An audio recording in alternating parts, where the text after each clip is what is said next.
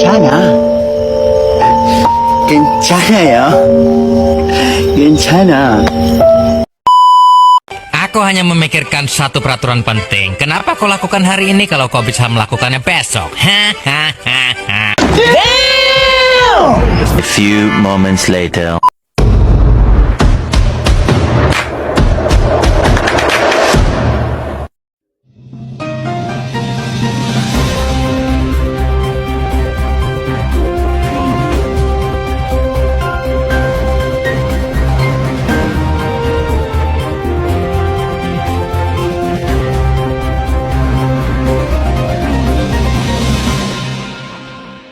Selamat siang pemirsa, senang sekali saya Stefani Limindra dapat kembali hadir menyapa Anda dengan informasi aktual dan terpercaya. Berikut kami hadirkan berita utama hari ini.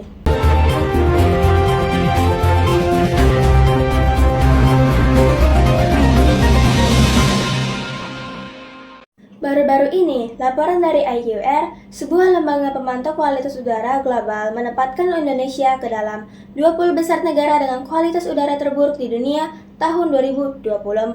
Tepatnya, Indonesia berada di peringkat ke-17. Ini bukan prestasi, melainkan peringatan keras buat kita semua.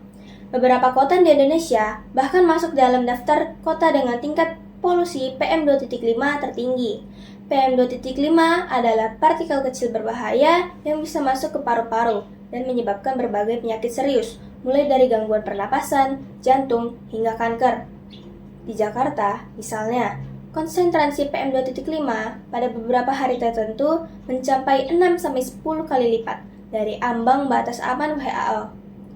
Artinya, udara yang kita hirup tiap hari bisa jadi lebih berbahaya daripada yang kita kira.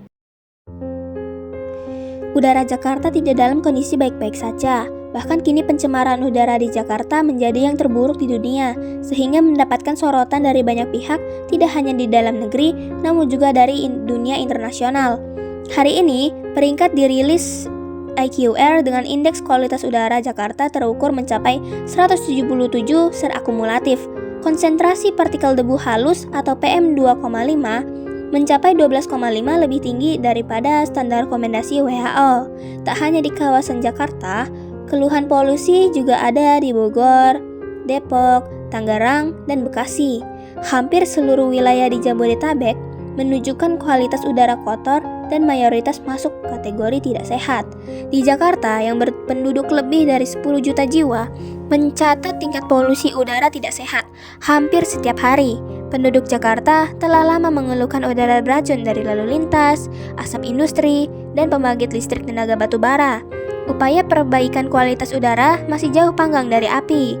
Akibatnya, penduduk Jakarta terancam berbagai gangguan kesehatan, yang utamanya diakibatkan oleh pencemaran udara. Kementerian Kesehatan telah menghimbau masyarakat untuk menggunakan masker saat beraktivitas di luar ruangan, sebab polusi meningkatkan serangan asma dan memicu penyakit pernafasan lainnya. Organisasi lingkungan mendesak pemerintah pusat untuk turun tangan dalam mengatasi emisi lintas batas yang dianggap salah satu sumber pencemaran udara di Jakarta.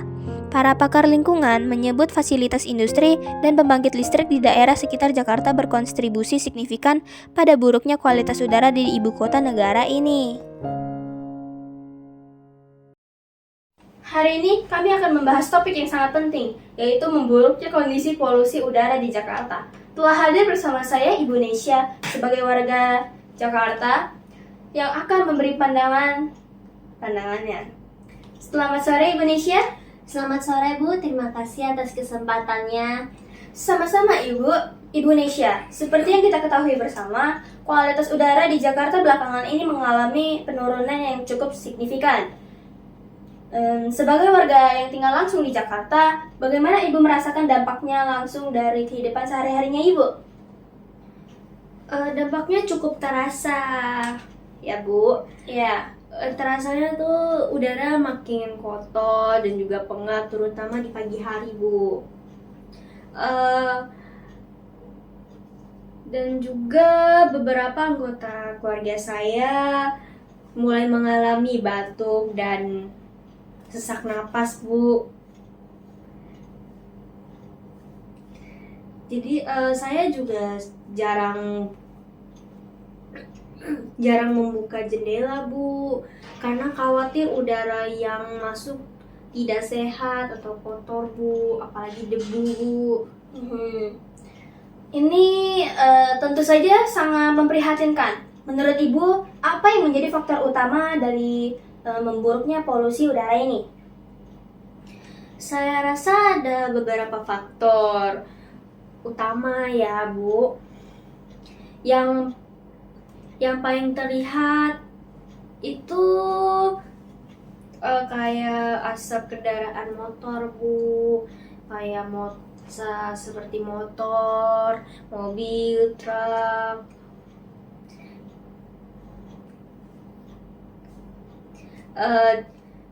Yang menghasilkan emisi gas buang.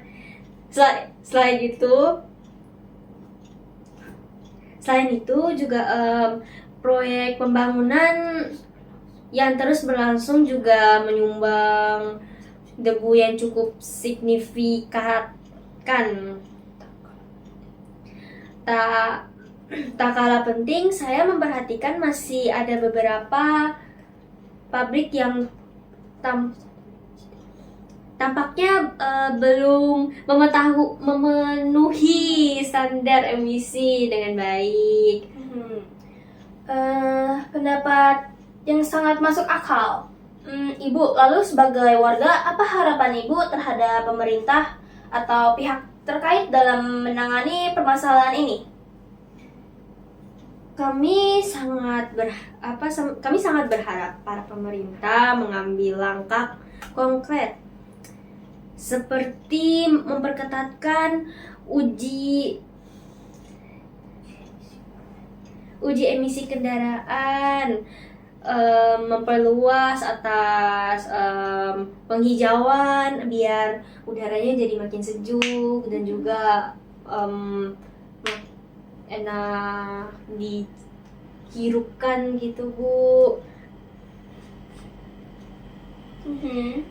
Terus juga serta memperlakukan pengawasan terhadap industri-industri yang berpotensi mencemari lingkungan udara. Selain itu, kampanye edukasi kepada masyarakat tentang pentingnya menjaga kualitas udara juga perlu ditingkatkan lagi gitu, Bu. Oke. Terima kasih atas masukan dan waktunya, Ibu Nisha. Semoga suara Ibu dapat menjadi perwakilan keresahan warga Jakarta dan mendorong perubahan yang lebih besar dan lebih baik. Pemirsa, demikian wawancara kami hari ini. Tetap peduli terhadap lingkungan dan mari bersama menjaga udara bersih untuk masa depan yang lebih sehat. Lalu, kenapa kualitas udara kita bisa seburuk ini?